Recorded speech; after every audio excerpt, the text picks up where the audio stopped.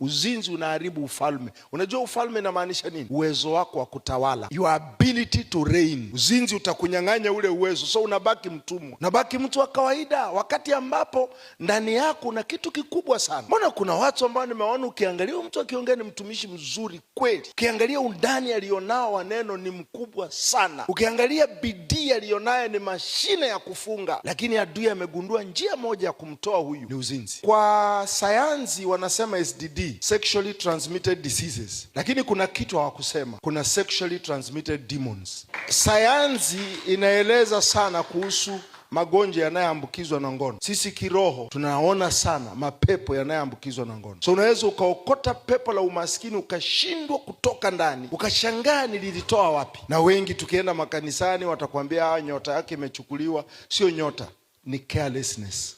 Uzinzi wa haukemewi, uzinzi unaukimbia. You don't bind it. Sio kitu cha kukemea. Huwezi ukasema unafunga na kuomba, hapana. Ni secretary kwenye ofisi yako ambayo unamuona anakaa hivi na hivi, mtoe.